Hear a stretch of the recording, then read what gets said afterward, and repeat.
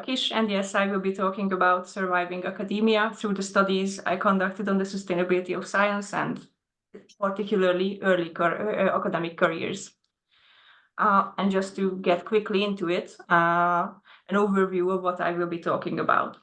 First, I want to introduce the topic by talking a bit about the problems that we are facing in science and academia right now. Then I will reflect a bit on the two main points that I want to make through this presentation, namely that problems are interconnected and the system is unsustainable. And then I want to exemplify some of the points that I make to make them closer, maybe, or more tangible through two sets of studies that I have already conducted. And then we arrive at the part that is not yet done in my dissertation. I'm still working on it, actually, the sustainability part. Here, I hope to open the discussion. I'm very interested in everyone's opinions because this is part of my work, is very much a work in progress. To immediately jump into it, problems. I think most people who know about ReMO and ReMO's goals do know about a lot of the problems that we are facing in academia today, problems that are connected to the science that we are doing, but also the system through which we engage with this science. And the third factor, the people or researchers who are in charge of conducting this science or creating this science in a sense. On the scientific part, we have or might have heard about a lot of different crises narratives about the replicability or generalizability of the science that we produce. And on the system side, very much connected to the previous slide, we have issues about the publication or the peer review system, and just in general, decrease of quality being talked about within the community, especially the meta science community. But of course, if we look at the academic workforce, conditions are equally critical, I think. And I couldn't fit, of course, a lot of things on these slides. But what we see in the literature is that there's a heightened risk of experiencing burnout, stress, and other mental health issues within the academic workforce. We also know that some segments of this workforce are disproportionately impacted, especially underrepresented groups within academia, but also early career researchers. And to focus on early career researchers, which is actually one of the focuses of my dissertation as well. We know a lot of the issues that these early career researchers, and now particularly I'm talking about PhDs, face within their doctoral process. I also like to talk about PhDs together or interconnected with the supervisors they are working with, because it's two systems that are very much embedded in each other. And although we know a lot about these different issues, it seems that they are often not really considered to be interconnected. At least that is what I found through my work. To exemplify this, on the one hand, we know that doing a PhD in most countries is considered precarious work. It's often underpaid or not even paid, devalued, and sometimes PhDs get forced to do tasks that they would not want to necessarily engage with otherwise. This, of course, can lead to exploitation, and that's actually increased by the hierarchical setups of the supervision system. To take a better look at that part, we know that the supervision system can be very fragile and uncertain for both supervisors and PhDs. On the supervisor part, for example, because it's a mandate, in a lot of different settings, it is a part of the career progress. So senior researchers don't really have a say in whether they want to supervise or not. They have to if they want to advance their careers. But added to that, they also face a lack of time and resources and lack of support in general for supervisors and supervision duties, which then leads back to the fragility of the system. And when this all accumulates in these very easily unhealthy situations, people start to think about what comes next in the career process. And they are faced with a lack of career options in academia, or at least stable permanent options, because we know that those are very much decreasing through time.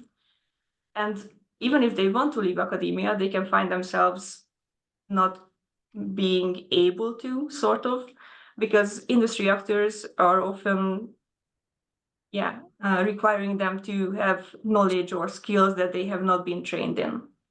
which is quite unfortunate and is often surfaced in the quit lit, where bad experiences got surfaced, and the mental health issues that we know about. And to bind this already a bit together, the main points I would like to make in this presentation are as follows. So in today's academia, all of these overlapping crises I just mentioned before do highlight significant inefficiencies, and I think a lot of us know this, but also the unsustainability in how we do science. Not just that, but because they are often addressed separately, even though they are interconnected, there's no recognition of how they form this complex web of challenges, which is quite damaging.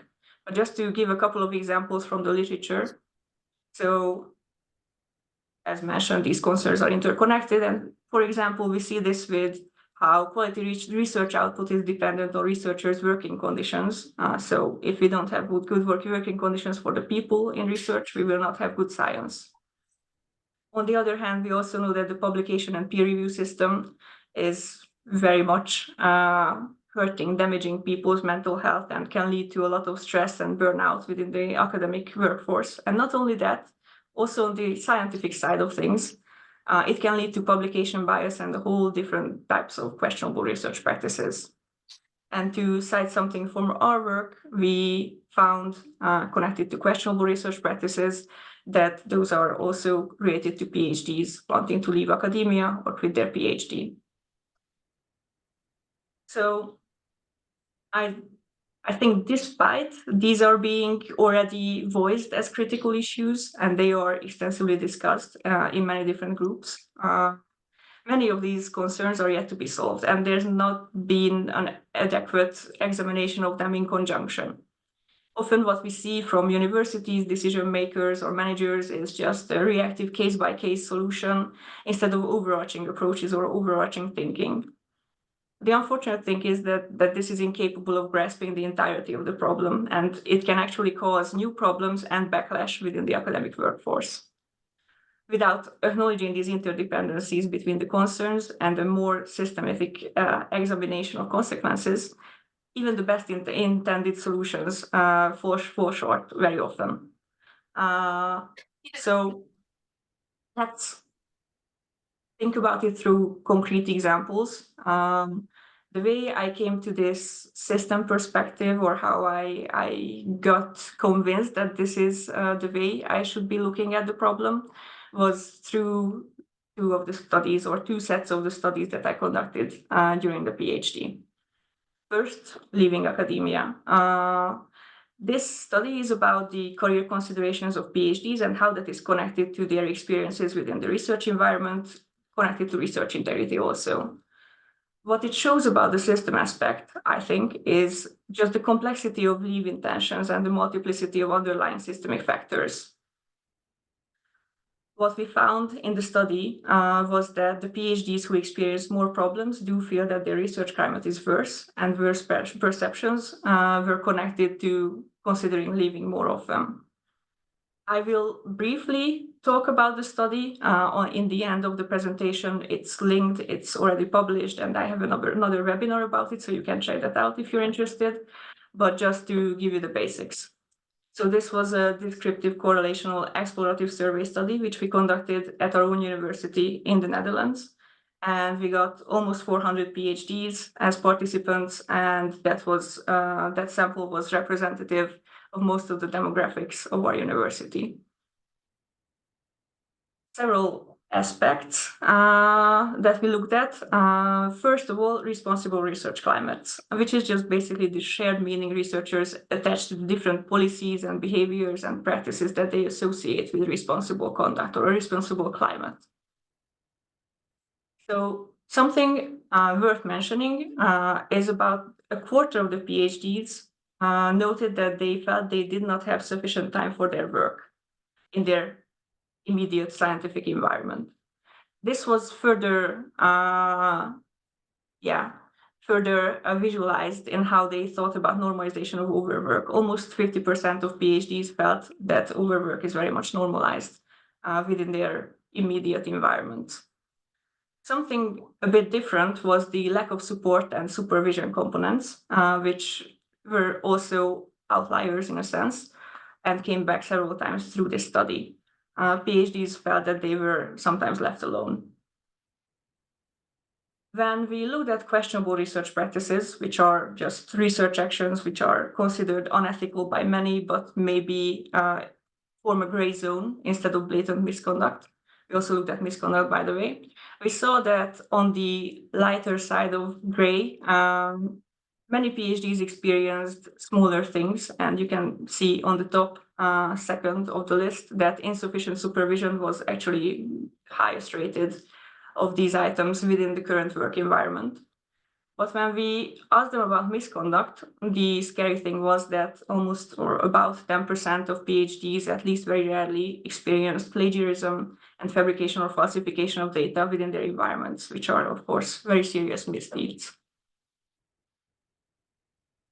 When we then zoomed into questionable supervision practices, so supervision practices that can have detrimental consequences or could be considered unethical, we saw a somewhat similar pattern. So the bottom two items are very close to the left without supervision kind of thought process. One is about being left without supervision, the other is being left without help, feeling alone. The third one on the top actually reflects a lack of freedom, a lack of autonomy. So my dissertation reflects the choices of my supervisor rather than my own choices. That also stood out for us. And when asked about the career considerations of PhDs, it was very simply put. We asked them how often they considered quitting their current job and then academia. We found that numbers weren't horrible, especially compared to the literature. Although I do have to give the disclaimer that this is a technological university with its many unique specificities. And also most of our sample was first and second year PhDs. 50% of PhDs already at least often considered leaving academia after the PhD. Looking at the correlations, we found that not very surprisingly maybe, negative things were positively correlated with leave considerations, positive things were negatively correlated. And this was true for insufficient supervision and lack of support especially, but also questionable research practices within the immediate work environment and different types of supervision practices. And by the way, integrity and freedom, and a couple of these research integrity-related constructs as well. So coming back to the main outcomes, apart from what I already told you what the outcomes of the study were, what this study actually shows about not overlooking the system aspect is that questionable research practices and responsible climates are correlated with career intentions, although usually in the literature they are not considered as such. This is not really an often mentioned thing in the literature. Other aspects that are connected to producing worse science and damage individual mental health, like the normalization of overwork, for example, also sheds light on one aspect of the system, I think, or one system aspect. For me, then, when I thought more deeply about it, the question became whether academia is a system designed to make people leave. And if so, is it even unintentional?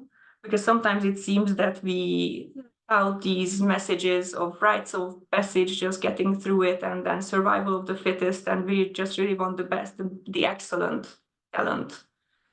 But then who are we losing becomes the question. Are we losing the ones who value healthy work-life balances, for example, spending time with their families, spending time with their friends? And how is academia true meritocracy if we are selecting based on values and personal circumstances rather than intellectual capabilities, for example? Are we losing people for the right or acceptable reasons, at least?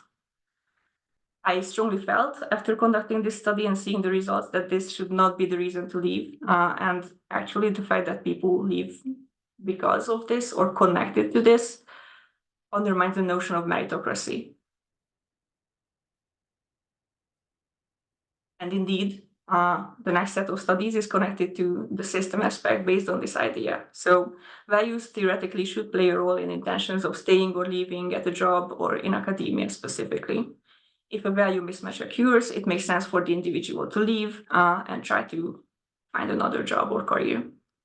And early career researchers in this respect are very special.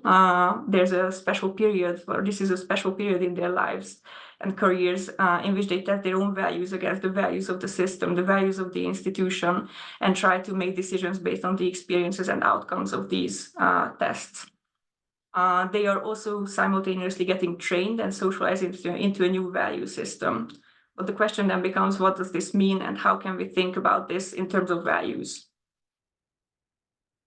So values in the psychological literature are defined as desirable goals that vary in importance, transcend situations, and serve as guiding principles. They are considered central to human behavior and noted to serve as an essential unifying construct in many different social sciences. And again, I think, or we thought, they should also play a role in scientific careers, leave and stay considerations. But why otherwise, why study values? Why are they so popular? First of all, because they help in discussions about priorities within academia, within science, within how we decide things.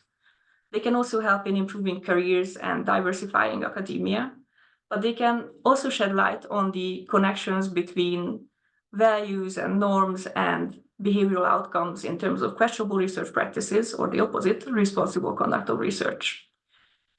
To be able to access all this potential knowledge that is already painted within the literature, we have to conceptualize values as psychological constructs, not for the other types of values or virtues already present in the philosophy of science literature, for example. So for this reason, we decided that we create an improved conceptualization and measure of values that are specific to the academic context. We first looked for this at personal values because they are widely used, very well researched, and they are the best developed and agreed upon measures of values within the literature. And as you can see, one of the main personal value theories is this circumplex model in which there are 10 categories or dimensions in which we have 57 different values like wisdom, freedom, and so on. And indeed, when we looked at these values, we saw that some of them are immediately connectable to our experiences as researchers, like intelligence, freedom, wisdom, very recognizable in our careers. But when thinking about others like wealth, pleasure, or mature love and devoutness, although these do make a sense in the context of personal lives, we really had to think deeply how these can translate into scientific work environments. Either way, something to note, even the values that could be relevant to researchers are usually not the ones that you see in value statements of universities or strategic statements or codes of conduct, which is, I think, an interesting thing. So we conducted a couple of interviews, surveys, and validation studies, and what we learned so far can actually be summarized in this small image. Yeah. Well, because indeed a need for specificity emerged, and especially on the side of status-related values or power-related values, we saw that money wasn't super important to people. I actually got laughed at during one of the interviews when I asked my interviewee whether they think wealth is an important value for researchers. They thought it was very funny, even the question. But then status and then H index becomes a bit more important. And here you can see ratings of some of these status-rated values to highlight a few. Influential and impactful, close in meaning, yet received already quite different ratings. So impactful was more recognizable for our survey participants in this study. And then when we looked at wealth versus funding, some way to translate having monetary power or monetary status, funding was much, much more important than wealth. So without going much into the long process through which we arrived here, we actually ended up with this definition of academic research values, which we defined as principles for evaluating outcomes for scientific work-related actions that guide the selection of scientific work goals, but also the decisions of researchers or groups of researchers within the research work. And in this slide, you actually see the 10 dimensions and some of the 97 items we came up with. The items still need to be tested further and reduced, but some of the examples here we might actually keep. The disclaimer here is that we don't know yet what researchers care about most deeply, as the studies are still ongoing. But the question becomes, if done, what could we learn about the system aspect? And here I would like to connect back to leaving academia, because some of these values are immediately in contrast with what I thought about within the leaving academia study. So to define my own scientific aims within the autonomy dimension is very much in contrast with lacking freedom, lacking choice within the dissertation process. To feel supported by the university I work at, or we also have items about supporting managers or feeling supported by supervisors, in contrast with just being left alone. To have a healthy work-life balance, that's also very much in contrast with normalization of overwork and just not having enough time. To summarize a bit what I thought about so far, we can start with reiterating the bad experiences, so the unethical, unprofessional research environments in which people can find themselves, which are then connected to leave considerations. And of course, these outcomes can be very negative. If people leave, then it could be detrimental to their careers and mental health, but also they can have negative impressions about academia, and their training could represent wasted time, effort, and funds. But to focus a bit more on those who stay, because they will become the future generation of academics, their norms and values are actually quite important. If they internalize norms and values that were unintentionally given to them, sort of, then that could represent a failed socialization or failed research integrity trainings, which is then again wasted time, effort, and funds. Moreover, those who stay might actually learn these behaviors and values and repeat them. And then we come back to the values perspective, where we can ask who are more likely to engage in these behaviors, or which values can help to intervene. Maybe more importantly, who are more likely to leave? Are the ones who have more or less ethical concerns leaving, or what is happening? And if the leaving is due to meritocracy or personal decisions, that's a very different question than if we are losing people based on value mismatches.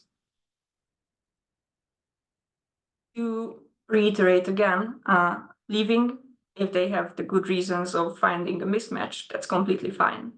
Staying,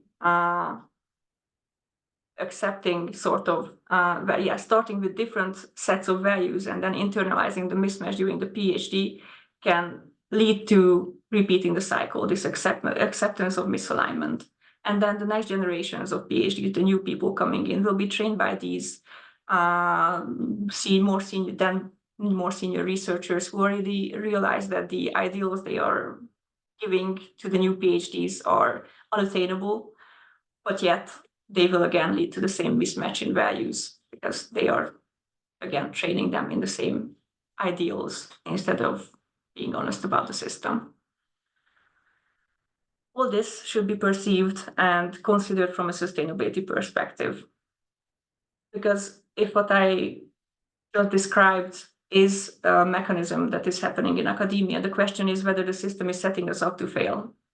Are these interconnections between scientific, systemic, and personal-related problems part of the higher level, and are they inherent to the system? And with this, I will talk a bit about the sustainability perspective that we are implementing right now. But again, this is not yet done. These are just thoughts so far, and I'm very much interested in any kind of feedback or discussion at the end of the presentation. So we do know of the many strains and barriers of completing a doctorate, both from the literature and also from PhDs themselves.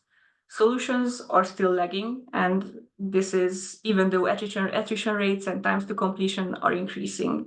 Many even worry that the PhDs granted are questionable of quality because they are incentivized by grant systems and universities' reliance on government allocated funds for degrees issues. the Netherlands, for example, universities get funded based on each PhD degree they issue. And despite many universities at least have made commitments to sustainable development and social safety, there's a gap between rhetoric and action. And the gap seems fundamental, almost a part of the system. Even when the actors have the best intentions, all these intermixed complex issues just cannot be solved by creating simple lists. And to zoom in on the lists, we will briefly describe what sustainable development goals are in the context of this work. So they are just sustainability measures for the future we want. They were fit onto 17 goals and aim to stimulate measurable action for people, planet, and prosperity. Academia and universities in general are heavily involved in advancing sustainable development on the lines of these goals, but in a peculiar way. SDGs are mostly used in the context of research and education, and to a very limited extent to problems related to academic work and reliable science. To give a few tangible examples of where these are used. So to give a few examples where these SDGs are already used, you can see the Times higher education rankings in which universities are now ranked against each other based on each individual SDG. They get a metric if they send in the data. And in the literature, we see that there's already quite a lot about how SDGs are implemented in universities, as well as we can see on university websites like our website, how some SDGs are outlined and connected to research or other actions at the university. Now, it's great that we have lists. It's great that we have some sustainable actions at hand or visualized at least. But I do think there is at least two criticisms about how they are being utilized.